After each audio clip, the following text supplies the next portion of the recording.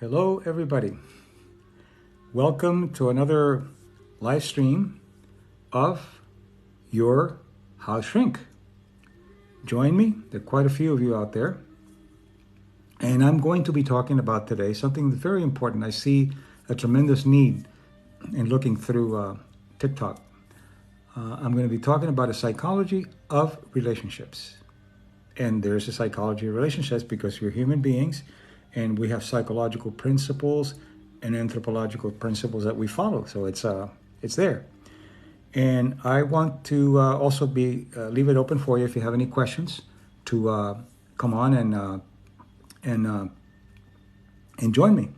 So it'll be great. Okay, now, if you are starting a relationship, or if you're in a relationship, I'll be talking about it at different levels. So let's talk first about what happens, the psychology of the first encounter, what to do and what not to do. Even if you've been talking to somebody online for a while and then you meet, it's very different. When you meet in person, it's very different. And there's some psychological principles you need to be aware of. The first one is that the person, when they see you, well, let's say the other person that you're going to be seeing, the partner or friend, doesn't know your history. You've talked about it online, but they don't know your in-person history. So you want to be aware that you want to be yourself when you meet somebody new. Why? Because if you're too sexual or too clownish or too secretive or whatever it is that you do excessively, that's what the person is going to think you are, because that's what you're giving them. And then when you try to be yourself, what happens is that person will say, you're changing. Who are you? So you have to be aware that you go into a relationship or on a first date being yourself. Being yourself so that when the other person sees you, they see who you are, not the act that you're putting on. It's very important to see that. Also, there are very subtle things in developing what's called territories when people get together. You go out on a date, and your date says, where would you like to go to dinner? Don't say, oh, anywhere, wherever you want to. If you do that, you're establishing a sense of that your decisions are not important and that the other person has to decide for you. This is very subtle, but that's how it happens as you create these patterns. So then what you're doing is you're inviting people to have some control over your decisions. So what you do, where would you like to go? I'd like to go to a sushi place or whatever. And if that person says, I don't want to, okay, let's negotiate. It's about negotiating. But you have to make sure that you let the person know who you are so then they can have an opportunity to like you or not. So it's very important that you begin to see that what you're putting out is the image that you want people to like, but it has to be your image, not something that you're selling out to be liked. And then later, eventually, we all want to be ourselves. So when you finally become yourself, then people say, who are you? So be aware of that. The other thing that you want to do is that you want to be very cautious with your intimacy. And I know that a lot of people think that intimacy means nothing, you can sleep around. This is not a moral issue or a religious issue. This is a psychological issue. If you go out with someone and you're intimate with that person and you just met that person, or even if you've met him for a while and you go out for the first time, number one, you don't know the health history of that person. And even if you use protection, fluid exchange can actually get viruses to be exchanged. So first thing is you're putting your health online, number one. Number two, you're saying, the intimacy that I have, I can share with you and I can share with anyone. And our bodies are made to really pay much attention to our intimacy. When you're intimate, many things happen. You secrete serotonin, which is a neurotransmitter. You secrete oxytocin, it's another neurotransmitter that has to do with the bonding. You're also letting somebody into your most intimate space. Your body is your most intimate space. You're letting that person into that space, even though you don't know how it's going to go. So it's very important that you hold back and you get to know the person And you make sexuality a ritual that has meaning, not just screwing, because there's a lot more than that. If you do that, what happens is you begin to devalue selfhood. So it's very important that you just don't, and if the person pushes you, you're done. You're gone. Never, ever do anything under pressure. Because what you're doing is you're allowing someone to be a predator. You don't do anything under pressure at the expense of losing that person. And if you lose that person, not losing anything of any value because you don't want to be told what to do. Remember, if there are any questions, stop me and on relationships, and I'll try to answer them for you, giving you good psychology, not just the usual naive stuff that you see out there that has nothing to do with the biology or the psychophysiology or the psychology, cognition of what happens. So, for example, some of these dumb books in marital therapy and couples therapies, they'll tell you, okay, in a relationship, what you do is you make a list of the things you like, and your partner makes a list of the things he or she likes, and then you exchange. That is good for robots, not for real people. You don't do that. You don't give up your individuality. What you do is you create a ritual that's better than the other two, better than the two things on the list, and then you allow your partner to continue to have a selfhood. If your partner likes art and you don't like art, allow your partner to continue to enjoy art. And if you like something else, you continue. And then the important thing is you don't create a vacuum. The important thing is that you create a ritual that's better than both of the options that you have. So it's a win-win situation rather than your time, my time. Because what happens when you draw somebody into what you like that they don't like, the person's going to feel a little resentful, and you're going to feel a little guilty that you're bringing somebody in knowing that that they don't like that. And it works the other way around too.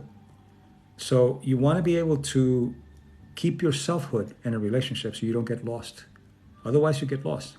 Or you become a unit where you don't know who's who, and then that unit doesn't have any individuality.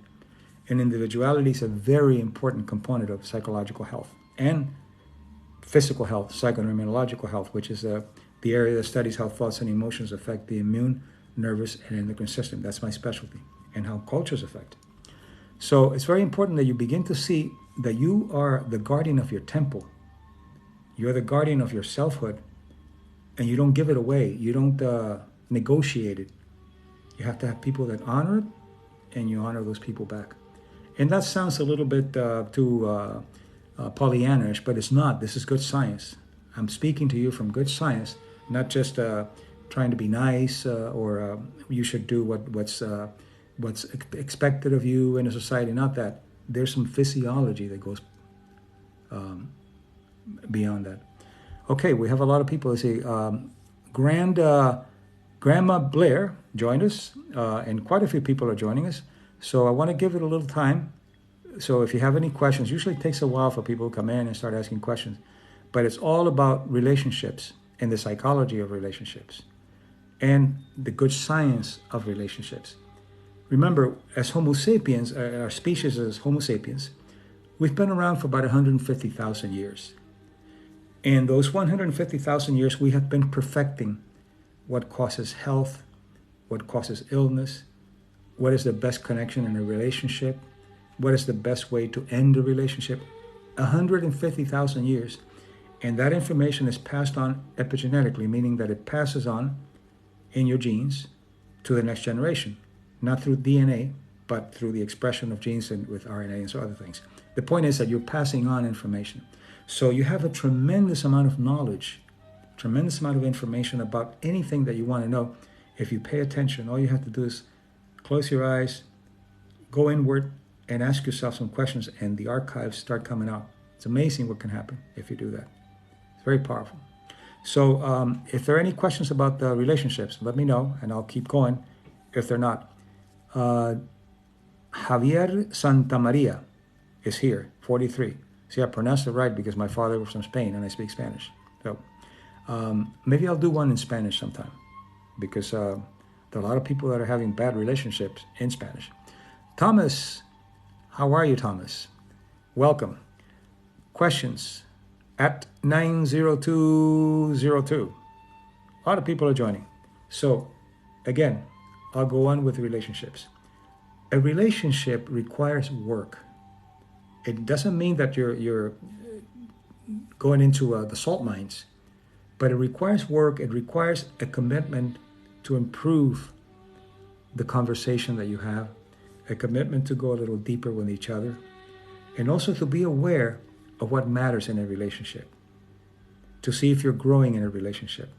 And sometimes people don't leave relationships out of fear, or they go into relationships based on what their culture tells them. If you're 25, you should have 2 kids already and you should be married. Don't ever do that, because only you can live your own joy and your own happiness. Do things when you're ready, when you feel a sense of safety, when you feel you found the right person. You're going to find the right person, but you have to be selective. Otherwise, what you see is what you get. So, all right. Jared came in. People are just flowing in. So be aware, you can ask questions. Signed, sealed, delivered. Okay. Hi. How is one able to start a new relationship without sabotaging it? That's a great question. Ask yourself first. And I have one of the videos, the 60-second videos that I have, it's about self-esteem. It's had over 25,000 views already in just a couple of weeks, because it gets to the point. You have to first look at your self-esteem. If your self-esteem is low, then it's going to be difficult for you to deal with good fortune when things are going well. Because when things are going well and you don't feel worthy, then you'll sabotage it.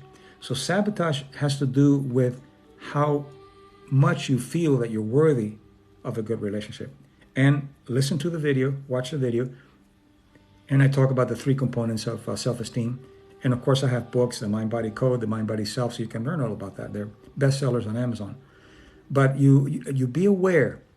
One of the things you can do is you can sit comfortably and reflect and ask yourself, okay, I would like to have this relationship, but find out what scares you the most. Having love at a higher level, having wealth at a higher level, or having health at a higher level.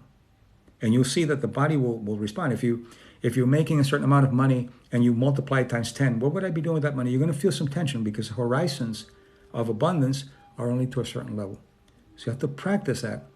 And what you have to do is go into self-esteem, improve self-esteem, and allow yourself then, when things are not going well, to ask yourself, okay, how am I going to screw this up? And how am I going to not allow myself my worthiness and the good fortune? That's how you begin to do it. Those are simple answers, but there's much more to that. But that's basically it. And it's a great question, because we do sabotage things, but we do it out of low self-esteem in one of the 3 areas that I talked about. Valuation, how much you value yourself and accept good fortune. Competence, how good are you at what you do? And affiliation, what is the quality of people that you hang out with that allow you then to enjoy the good fortune? Those 3 need to be worked out. And I explain in the video how you bring it up and you bring it down, each of the components. So what is your what is your favorite lesson from your Guardians of the Heart model? That's a great question, Samantha. Great question. Guardians of the Heart is a model of relationships that I developed, and it's in my book, The Mind Body Code. I have a whole chapter on that. And in Guardians of the Heart, what you're doing is you're bringing in archetypal wounds that you have, that I see in all cultures, that you're either abandoned, you're shamed, or you're betrayed. And we bring that into relationships without knowing it.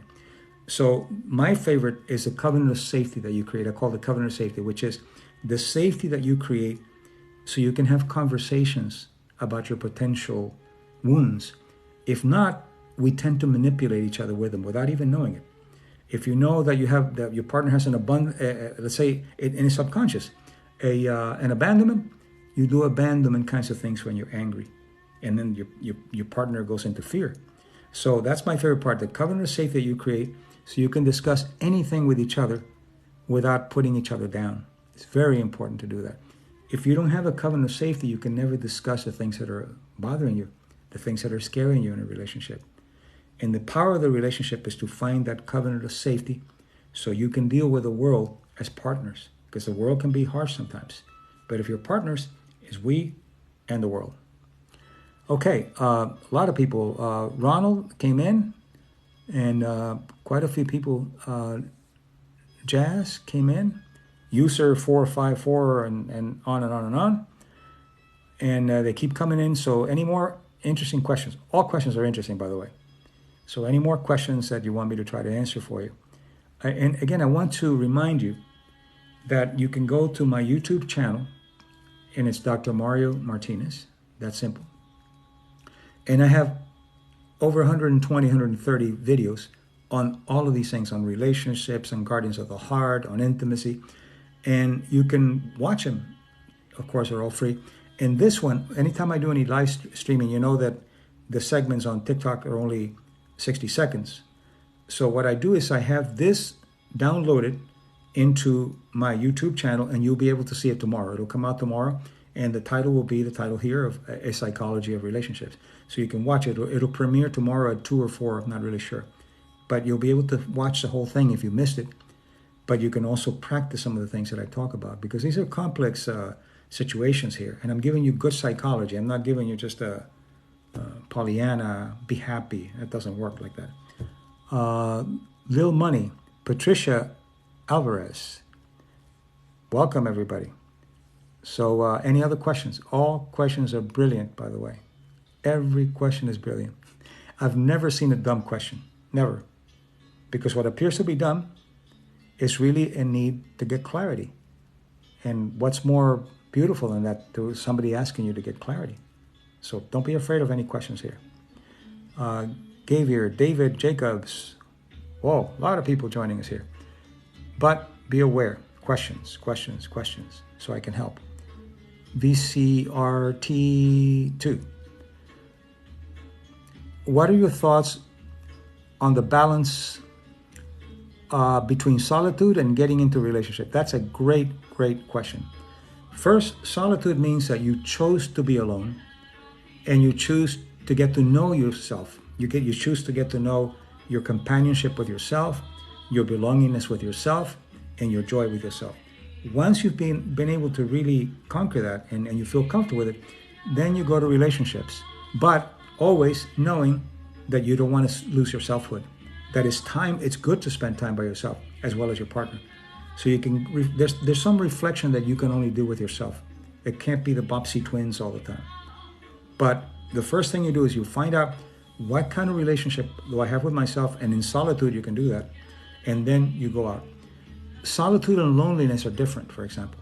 Solitude is you chose to be alone. Loneliness is you feel like you're forced to be alone. So one is, agency is very important, the decision that you make. How do we know if we're working through something in a relationship or hanging on beyond the end? Fear. Fear is what will keep you in a relationship longer than you need to be. You know you need to go, but the fear, it's like there's more anxiety in the unknown joy than known misery. So be aware of that. Known misery, at least you know it, and you know what to expect. Unknown joy, it's a little scary because you don't know how long it's going to last. So it's very important to see that, to understand that the fear stops you from moving forward and growing. And moving forward and growing is one of the most powerful things that you can do. That is the necessity in your journey. That is your purpose in your journey. And then bring somebody into your journey who's worthy. Once a relationship is over, and you know that it's over, and you carry it, and you keep going, it's like carrying the weight of someone else on you. You're carrying that person's weight, because that person can no longer be a part of your journey.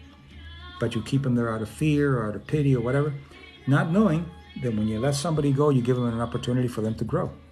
They have a choice, of course, but you're giving them an opportunity to grow. Splitter is here, 33. And Samantha, that's a great question. Very good question. See, Samantha knows a lot of biocognition. That's why she's asking these great questions. So I'm glad when she comes on, because she keeps me directed to the good things. Okay, Ricardo Perez. And you notice I didn't say Perez, because it's not Perez, it's Perez. Hi, Ricardo, how are you? Donnie Green, 75. Any questions from any of you?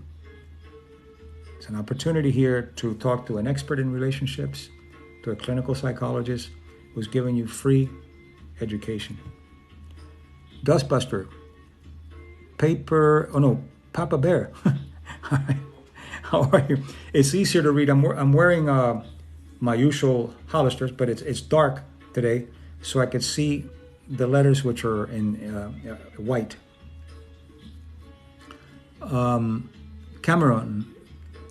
Cameron Ellis. Okay. More questions before I go on. Stephanie is on.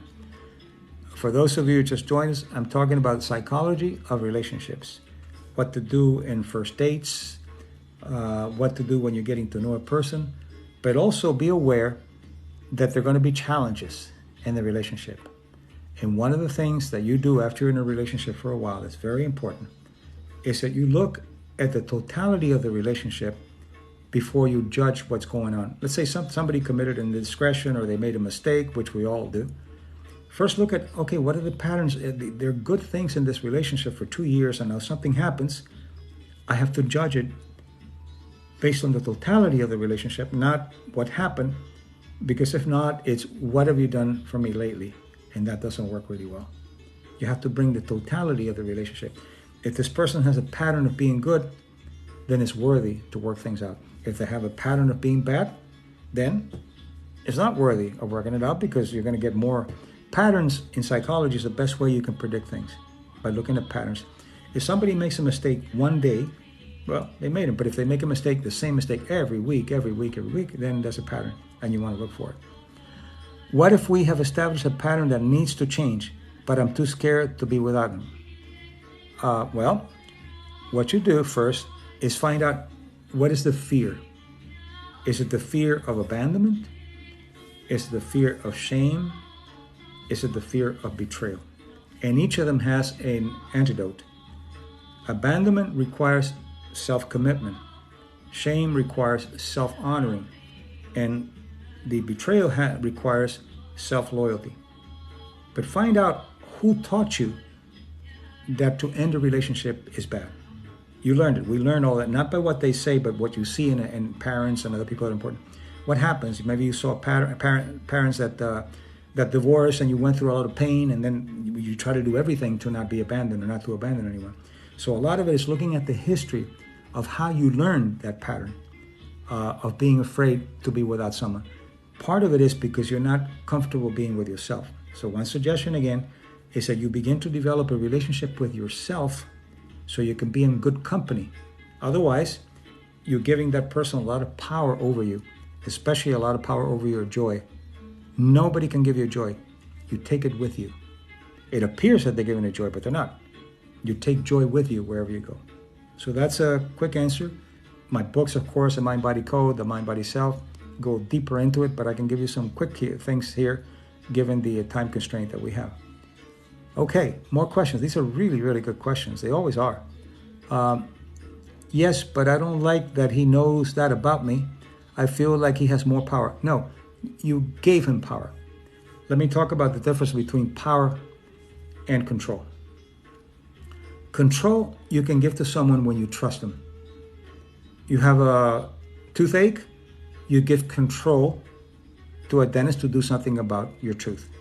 You never, ever give up your power, because your power means that you've given up the option of taking your control back. You have given your power away. Nobody has power over you. You have to give him permission. It doesn't feel that way, but basically permission. Another thing about controlling people, when you're about ready to leave a controlling person, especially if they're abusive or controlling, their self-esteem is lower than yours. So you'll be able to recover a lot faster than that person, because their self-esteem gets compensated with anger and control. You don't want anybody to control you. You give control to people that you trust and that know more about you in a particular area, but you never give up your power. Power to no one. That's yours to keep, and you protect it. Let's see. Buff STR1 is here.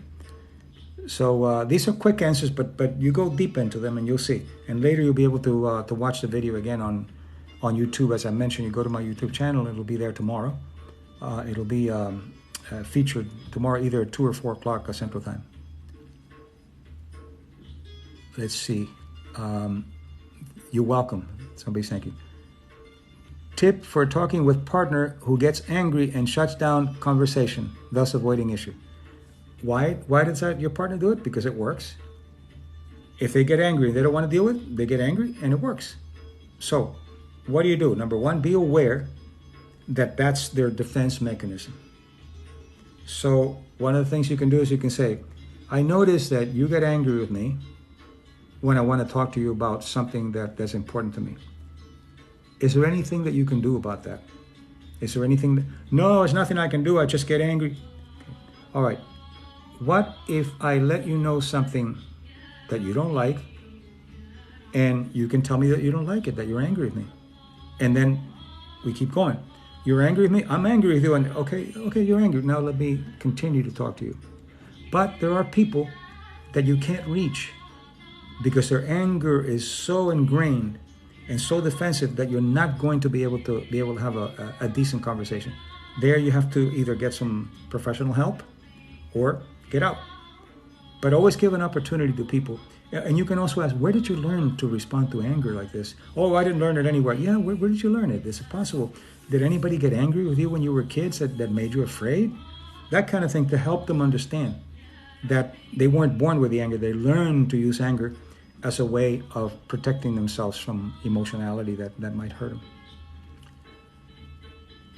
Okay, Marigold just figured that out. Good. James Dykes, Lucerne. Where do people meet partners? He says, that's a really good question. Definitely not here. You might, but you don't want to talk to somebody who's shaking their body and singing a song, and because that's as far as they want to go. But there are some decent people here. I've seen some people here that, for example, some of the videos of people saying, I really would like to meet someone that's worthy, someone that has some substance, that's not just not shaking their bodies all around. But one of the ways to do it is to find things that you enjoy. For example, if you enjoy art, go to art exhibits, art clubs, art groups, so you can meet people of like mind. If you like book clubs, are really very good because you can meet some people that have some substance. But yes, it's very difficult to meet people now, especially with COVID, which makes it even more difficult. But there are people you can meet online. There are people but what you do is talk about the things that I talked about. You meet someone online and see what's interesting to them, what they like, and what is it that, and especially if they can disagree with you and not get upset. Disagreeing with someone and going beyond the disagreement is really a good sign. People use anger to manipulate so they don't have to get into deep stuff. Latin Heat, how are you? And quite a few other people joining. Any more questions? I'm going to have to leave in a little while, but as long as we have questions, I can try to answer as many as I can. And remember, those of you who just came in, this video will be up on my YouTube channel tomorrow, Dr. Mario Martinez. You go there and it's a great place. I have quite a few videos, I think 120, 130, and I've had over 500,000 visitations already. So Snowman shared the live video, okay. My partner is very patient with me, tells me I need to have time to focus on myself and confidence. That's very good. That's really very good. And I would imagine that you're giving your partner the same time too. Because I take things out of him. I plan to do that. Just give your partner, and also you can be appreciative. When you're given time, let your partner know this feels really good when you give me time. It's a way of expressing love, by the way. Love can be expressed in many ways by understanding the needs of the other person and giving them that opportunity. That's a way of love. Danielle Adams is here. So yeah, very good. Who else has questions? Drink a little water here while you think about questions. So that's what a house shrink does, by the way. When I looked for the name, for the handle, I thought house shrink has to be taken. And I went ahead and put it in, hadn't been taken. Okay, I used to take it as a shutout, but I'm looking at it differently now. Good. That's right. That's right. Be patient with people. Try to teach them with kindness, and try to teach them with knowing that what they have to say is important. And it's very important that you do this. What are you doing to reinforce what you don't want from your partner? So for example, your partner says, you say, I really would like for you to talk to me some more. And they may say, yeah, but every time I talk to you, you interrupt me. Pay attention. Because if you're interrupting, who's going to want to talk to you? Let people finish what they have to say, and then you give them your reaction, but not besting each other. Not sometimes people are waiting just to respond, not paying attention to what the person's saying, but how can I respond so I can win? No, you don't want that, because that's not conversation. That's debate.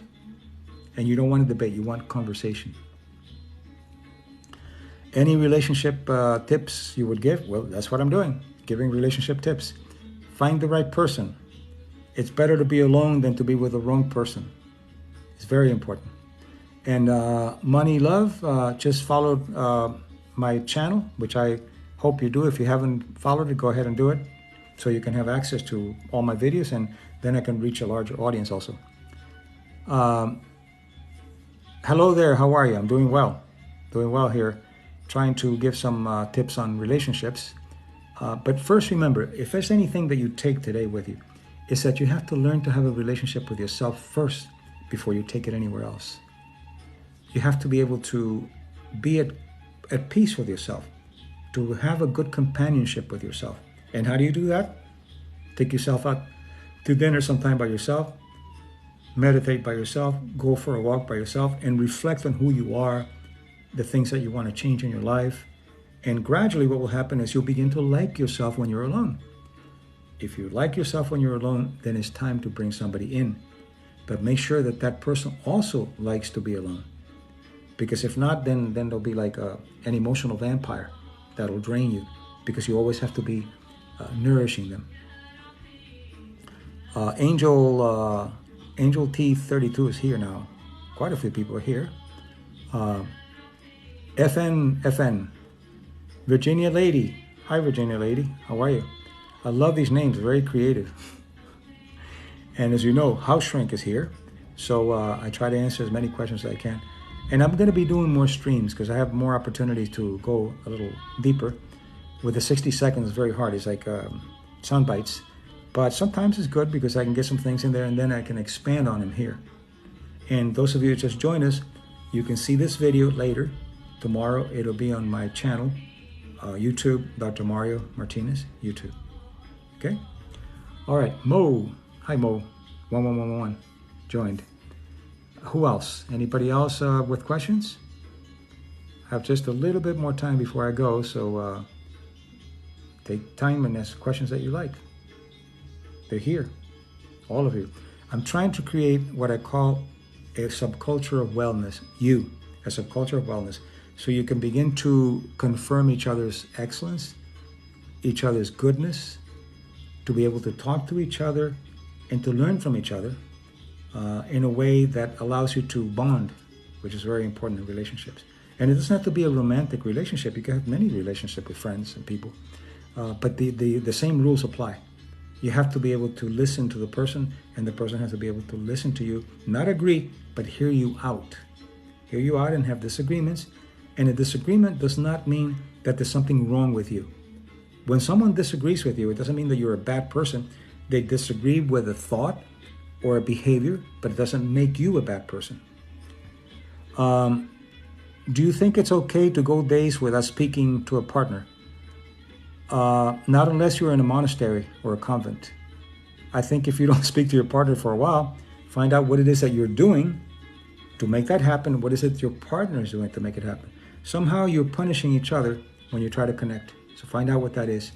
I think you don't have to talk all the time, but go without days. It's like people who go to a restaurant and you see them, they go to a restaurant and they order, they don't say a word to each other. And breaking bread is one of the most powerful causes of health. Immunologically enhancing, very powerful. So if you have nothing to say, then why break bread together? And then ask yourself, the other question is, what is it that I would like to say that I'm not able to say to my partner? Or How do I react when my partner tries to talk to me? Always find that as a co-author. You may be contributing, not blaming, but contributing. Let's left that a guy who gave me silent treatment is abusive. It's abuse. Well, abuse is something that you don't have to take. You have a right. Slavery was over in 1865, so you don't have to take it. And you can set your limits. Never let anybody go beyond your limits, because if it becomes abusive, your self-esteem goes down the drain, and it's not good for your health. Self-esteem is very important for your health. Brad for 46 joined us. Quite a few people have joined here. Okay, any other questions? Any other questions here before we go? Dan Man's here. Boy, a lot of people here, and some really good questions. So remember, those of you just joined us, this video will be available completely in my YouTube channel, Dr. Mario Martinez, because on TikTok we can't load it because it only allows 60 seconds. And you have these streamings when you have a certain amount of followers, then they let you do the streaming. But so far you can't get them into your channel. But that's all right, because you can go to YouTube and follow me there also, because then you'll have notices about anything new that's coming up. Okay, we're wrapping it up now. Relationships, the psychology of relationships. If you want to go deeper, follow me here, YouTube, and my books, The Mind-Body Code, The Mind-Body Self. They're both bestsellers. You can get them on Amazon, and they have a lot of techniques after each of the chapters, and they have a glossary to explain the words and a bibliography in case you want to go deeper with the science. It's all about good science, mind-body science, and cultural anthropology. Okay, well, thank you, everybody. I'm glad that you joined us, and some really good people. True Blue are coming in now, and all kinds of people are coming in. But the thing is that if you have a question, I'll stay a little bit longer. But if there are no questions, then I think I've said pretty much what I wanted to say in this video. But remember that it'll be available tomorrow on YouTube. So I enjoyed our conversation today. Thank you for participating, and get the word out and let people know that the house shrink is here to help. So enjoy yourselves and have a wonderful day. Goodbye.